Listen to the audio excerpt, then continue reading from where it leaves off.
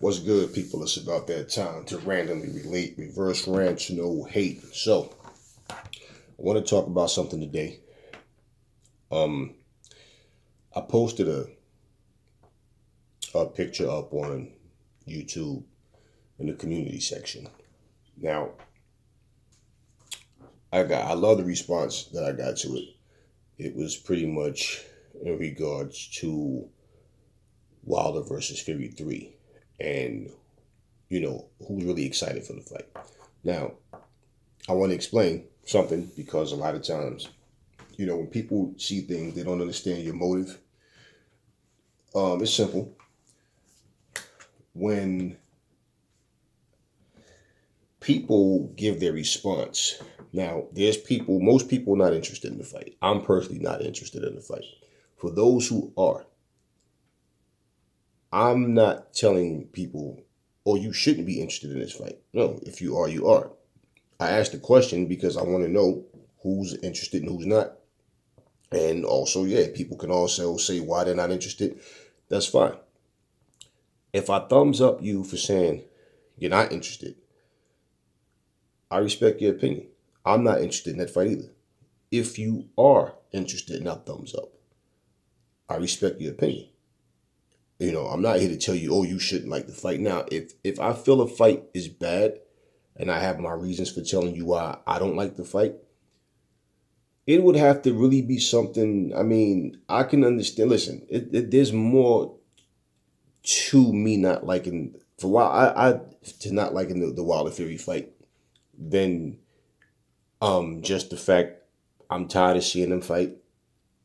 There's a lot that I can say about that fight, which is and I've said it in the past why that I'm not interested in that fight, and pretty much I'm not going to waste my time. I'm not going to order the fight, and I'm not going to stick around to see what happens when I get the results and see what happens. To give you the boxing news, that's one thing, but I have no personal interest in this fight. So I'm explaining that so people don't be confused and feel like, well, wait, you thumbed up me for saying I don't like the fight. You thumbed up him for saying he do like the fight. Yeah, I'm not. My job is not to tell you you can't like this fight or you shouldn't. I can tell you why I don't like something, and then that's that. You're gonna have people that agree. You're gonna have people that don't agree.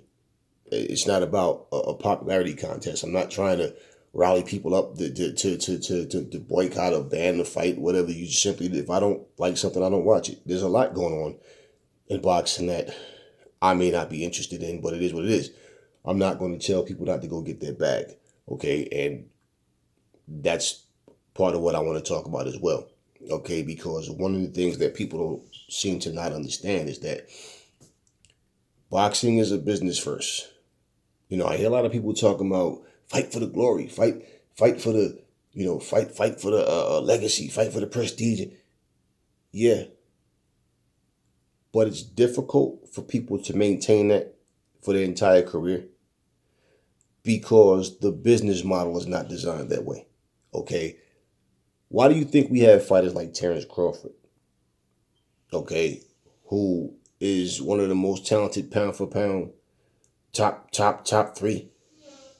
Why do you think we have that a guy like him who has trouble struggling to get the right opponents? Because Terrence Crawford is not a draw. And so the politics in boxing says, I don't care how good he is. The guy can't draw. So depending on who he fights, right, is going to determine what type of crowd shows up. And on top of that, he's a threat. So let's say he beat a guy that is a draw. Let's say he beat a guy that's becoming a draw. A guy that's, building, getting some steam behind his name and building up his profile. Well, if Terrence Crawford beats him, then that derails our plans. See, we can market this guy. But Terrence Crawford, nah, he's not marketable.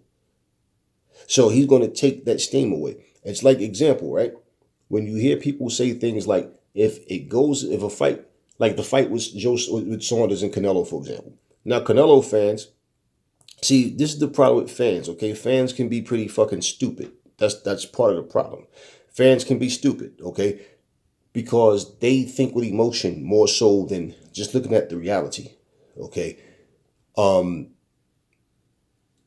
They were, oh man, why everybody hating on Canelo? If it goes a distance, there's no way he could beat Canelo. No. See, dummies, this is the point. If he did beat Canelo on points, do you really think they're willing to give him the decision? Which you're not giving him anything. He earned it. So do you think they're not going to rob him of his victory when they have influence by different, they're influenced by, these sanctioning bodies, the Mauricio Suleimans of the world and people like that. They're influenced by, they understand the business model and they're going, yeah, okay. You don't think that they're even told if the fight, the best way when you're judging a fight, if the fight is close and the guy didn't really prove that he could beat the champ, that's nothing new. Give it to the champ. That's nothing new. We've seen robberies, but I gotta understand something. Canelo is, like the premier boxer, pound for pound in the sport right now.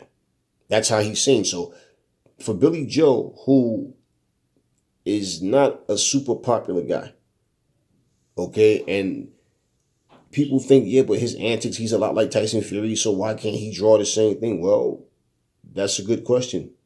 But he's not on that Canelo level. The only person who is AJ.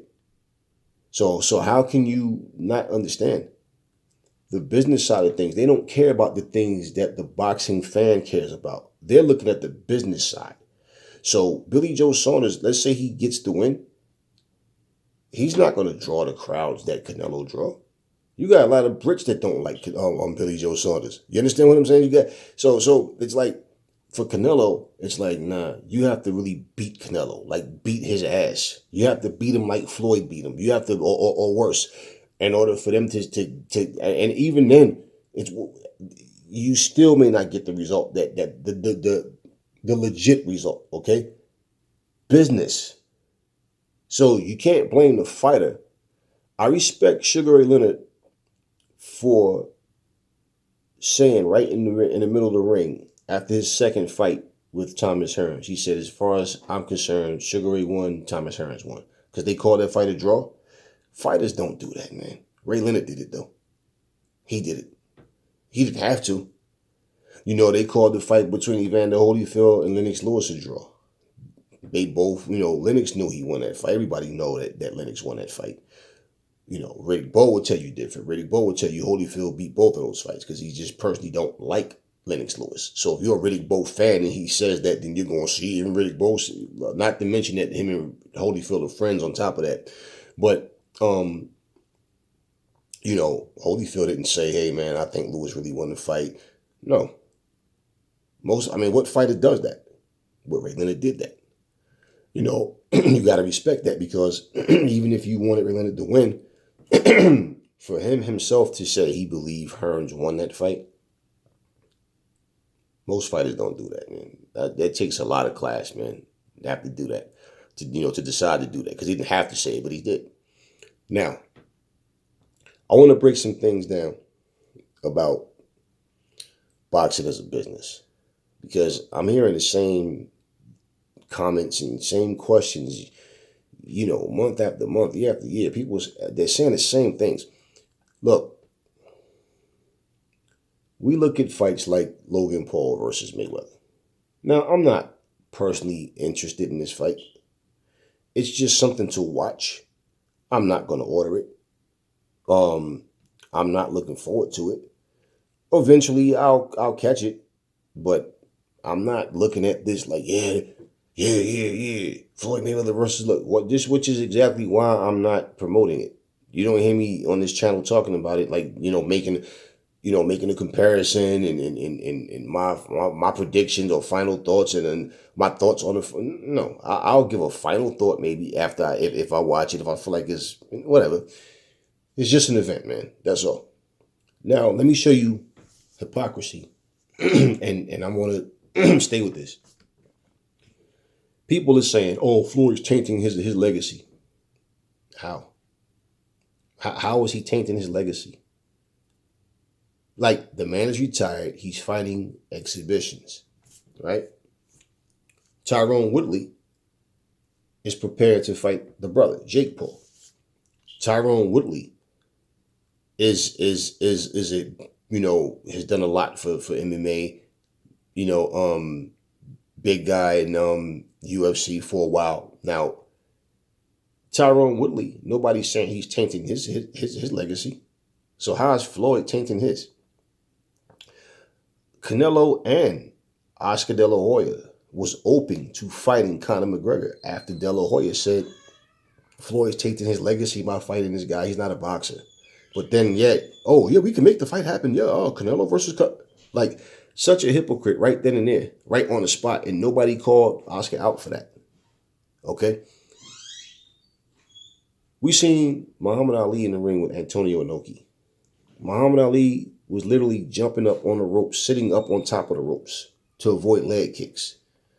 And just, I mean, I remember as a kid even watching this thinking, what is this? Like, I'm not like, what? But for people who talked about it like it was, like it was something that it was a spectacle. It was something interesting. I wasn't interested. It was one of the most boring things I've ever seen in my life. We seen Muhammad Ali get picked up by Gorilla Monsoon, get airplane spinned and dropped to the mat. Floyd, not the first guy that got in the wrestling ring and got in there with a wrestler and, had some kind of interaction with them. We see Tyson Fury do it. But you notice how people shot down Floyd for doing it. They didn't shoot down Tyson Fury for doing it. They didn't shoot down Muhammad Ali for doing it. They didn't shoot down, Mike Tyson for doing it. Yeah, remember when he got in there, shelf Stone Cold, and they were arguing back and forth, and he punched Shawn Michael at that one WrestleMania or whatever it was. No. But for some reason, people they applaud you for one fighter for doing something, but then they shoot down another fighter for doing it. And then after that fighter does it, oh, we can't talk about it because then they're going to remember we knocked Floyd for doing it. So, but it's so crazy because people are doing things outside of what they're known for. Okay? So if someone's a singer and then they decide they want to branch out and start acting, what's the criticism for? I mean, the most you can really say is whether you like the movie that they were in or not, or if you think they're a good actor or not, or whatever, which who really cares. But how are you going to put limits on somebody, to limitations on what somebody do to provide for their families? Because this is all this is. Now, I'm hearing people saying things like, Teofimo Lopez, he said Floyd is only coming back to fight because, he got all these mansions and all that. He got to pay all these people. He's going broke. How the hell do you know what this man has in his... And again, this is not defending Floyd. This is the principle of what you're saying, okay? This is the logic. How do you know that he's broke? How do you know? Why would you even be interested in this man's bank account? How do you know what's in his pocket? What's in his bank account? How do you know that?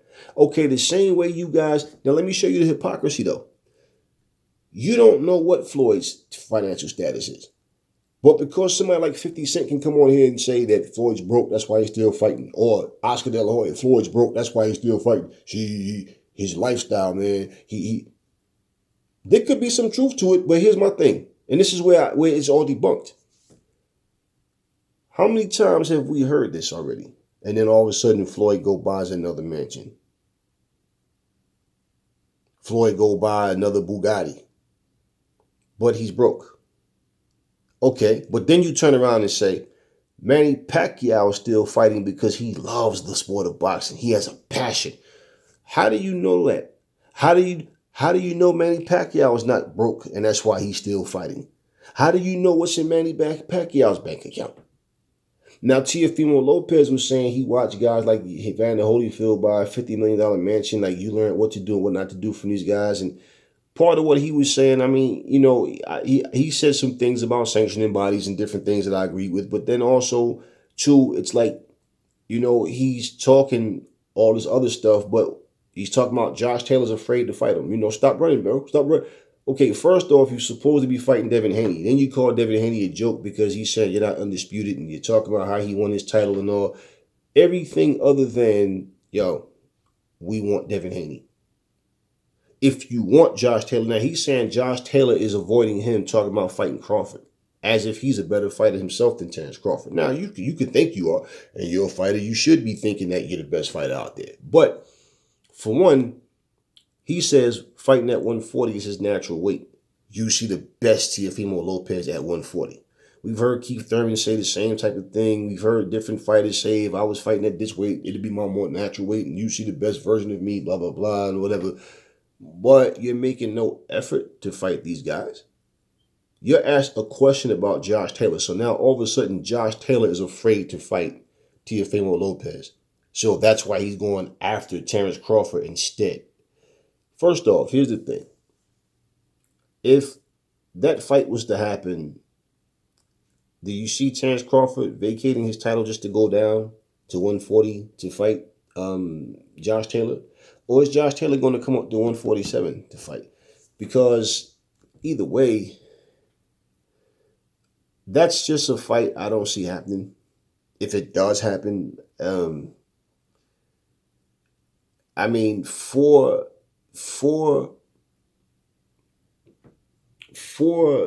Terrence Crawford, if he was to take that fight and win, it's a notch under his belt. But Josh Taylor is a respected fighter, but he's another not well-known fighter. So you move away and move up to a different weight class. We're still wanting to see the fights with the Errol Spencers, the Keith Thurmans, the Sean Porters, right? We still want to see those fights with Terrence Crawford. Errol has fought 2 of them. We're not even getting those fights. So how does a Josh Taylor fight play out? I mean, but Teofimo Lopez is making it as if, like he said, Josh Taylor's running. Stop running, bro. He's running. Josh Taylor's not afraid to fight you, bro. Where does Josh Taylor's name come up all of a sudden? Like Teofimo Lopez want to be the only undisputed champion.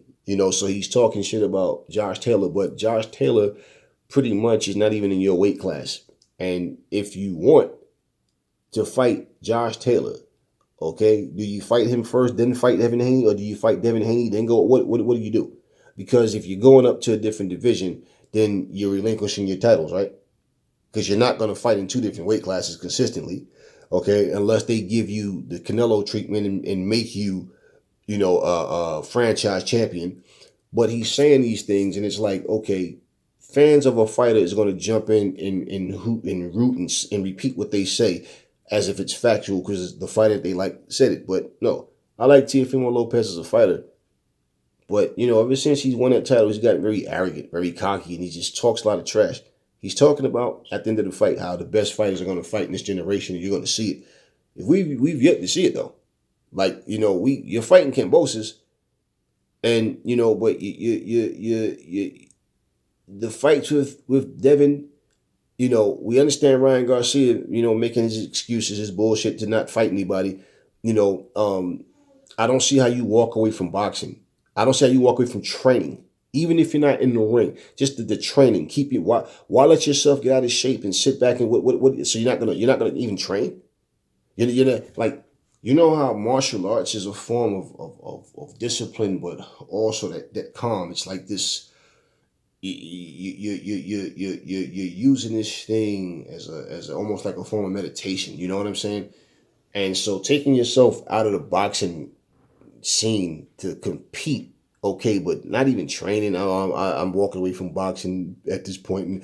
But then as soon as Devin Haney won his fight, I would have stopped you. I would have did this. And so we know Ryan Garcia is full of shit. I don't give a fuck about you sensitive ass people out there that want to sit there and hug the nut to these fighters and want to, just support them even when they're completely wrong.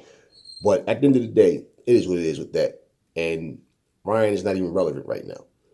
But all of these things that people are saying and they're doing, you notice how these fighters change once they become champion and they become a household name. Teofimo Lopez said he loves Floyd, but he's talking about it's fucked up what you did. And he's saying, I'm going to do it the right way. I'm going to end it the right way. Do y'all realize everything Teofimo Lopez said he's going to do? Now, I'm not talking about beating Lomachenko because he did that. And I backed him to beat Lomachenko. In fact, I wanted him to beat Lomachenko, and he did. I'm talking about all the promises afterwards. I mean, he's fighting Kambosos, but he claims after the fight, the best is going to fight the best. You're going to see it. This generation is going to be different. What's different? You know, Tank is going up to fight Barrios at 140. You're shooting down that fight.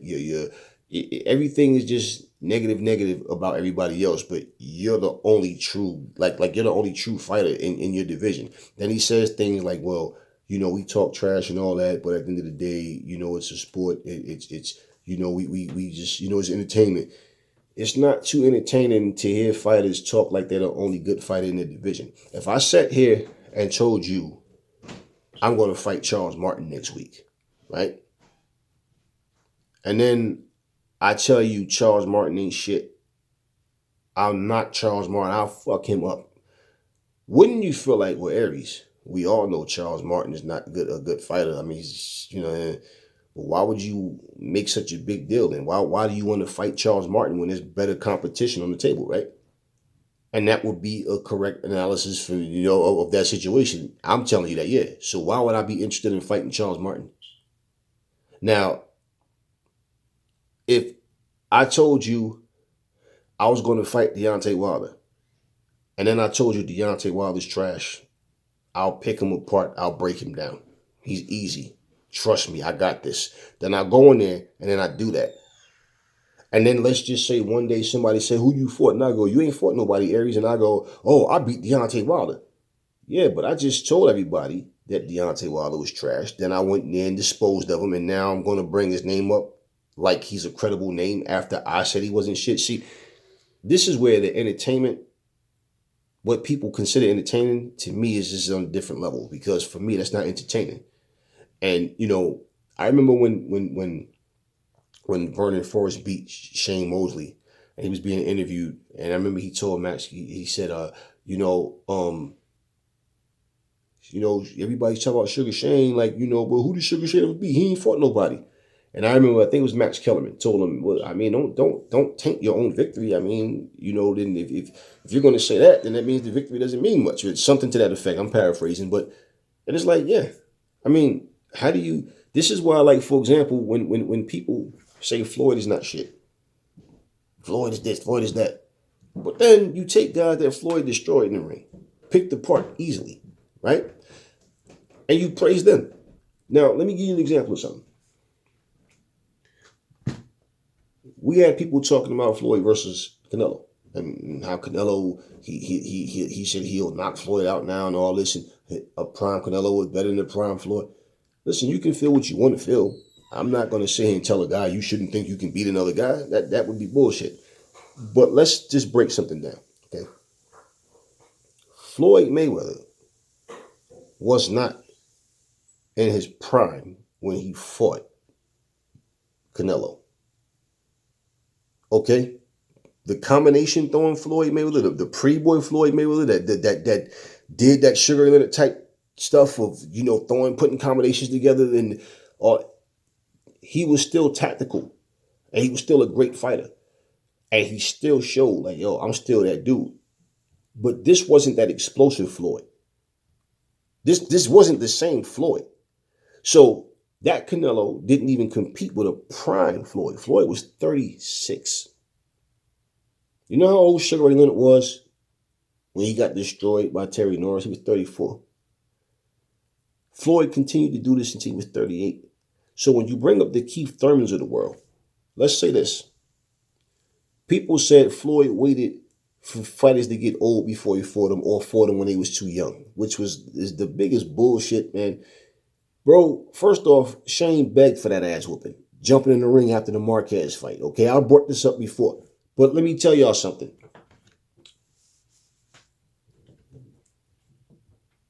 And show you where you guys got to stop just repeating what other people say. Think for yourselves. If Floyd Mayweather waited for Manny Pacquiao to get old, when first off, he's 2 years older than Pacquiao, but if he waited for him to get old, and that's the case, what would make you guys think that Pacquiao had a chance to beat Keith Thurman?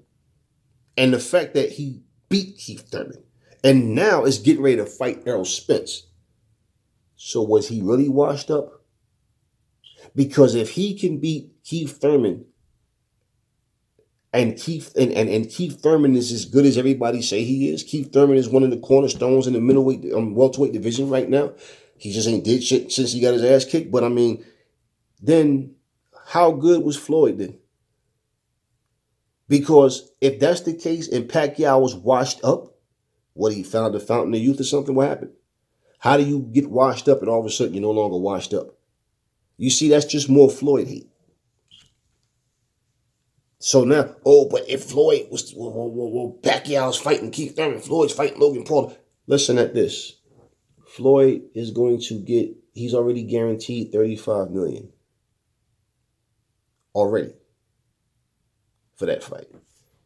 I guarantee you the fight between Pacquiao versus Errol Spence probably won't even generate $35 million combined. But regardless, he's fighting exhibitions. Okay? Why would you tell somebody to not get that bag? This is a different day and time we're in, man. This is a different day and time. I was talking to one of my cousins the other day. He was talking about movies and music and everything. Everything was better back in the day. Everything was better. This stuff is garbage. They could never recreate it. I said, bro, you've been saying this for the past decade, man. Different times, different minds. Everything changes, man. You hear music now, right? Okay. Remember when James Brown was moving, grooving, do my thing, Who sounds like that now? Right? James Brown was way before my time, but I mean, listening to the old stuff and new stuff, and it's always going to change. You don't have to like it, but that's just life, man. Things don't stay the same. So it's the same thing. Why is it that a guy like Logan Paul, his brother Jake Paul, see, they do clown shit. You know, I'm not interested in their antics, snatching the man's hat, untying the man's shoes, petty shit, bringing up somebody's personal life business when, first off, you don't even, that's just unprofessional. And if you look at it, these guys are not calling out fighters that's their size. They're not calling out current fighters that's on top right now. They're calling out guys that are not on top. Like, look, Tyron Woodley lost 4 straight fights in a row. So these guys are like, all right, he's washed up. Floyd is 43, 140 something pounds, hasn't been in the ring as a fighter in a while. Why are they not calling out current fighters that's their size? Because they don't want to get destroyed. Why is nobody pointing out the fact, like, first off, even for Logan Paul to say, I'm fighting the best pound for pound, or fighting the world, the best ever to do it. Right, and you're 200 pounds, fighting a guy that little. Even if a guy is it doesn't make a difference, man. For you to be that physically that much bigger, that's where your confidence is coming from, is because of his small size. But nobody's looking at that. They look at it, it's just the fact he's not a real fighter, and he's fighting a guy that's a YouTuber. Okay. Did you guys see the interview with Conor McGregor the other day? What did Conor say? He's open to it, yeah. Do you think Conor would take that fight for bullshit money? No.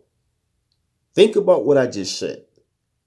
Floyd Mayweather is guaranteed $35 million to fight a fucking YouTuber. Okay, is that any different from Roy Jones fighting a fan? Remember that shit? Remember that challenge where he fought a fan? Is that any different? What did we know about this fan? What kind of skill did this fan have? It's not like Logan and Jake Paul doesn't have some kind of boxing training. They're doing something. But I'm not, like I said, look, it's just an event. Everything is changing. We've had bits and pieces of this stuff leading up. Julio Cesar Chavez, I seen him advertise for a comeback fight for he's on some card. Do I really want to see Chavez fight? No. But I'm not going to sit and tell this man, oh man, you shouldn't be getting back in the ring or what. No. People are, so you're going to have with any event, you're going to have some people interested, you're going to have some people not. It's as simple as that. But the business model is what people are overlooking. Okay. I'm going to close this video and I'm going to do a part 2 to continue what I need to say. Catch y'all on the next video.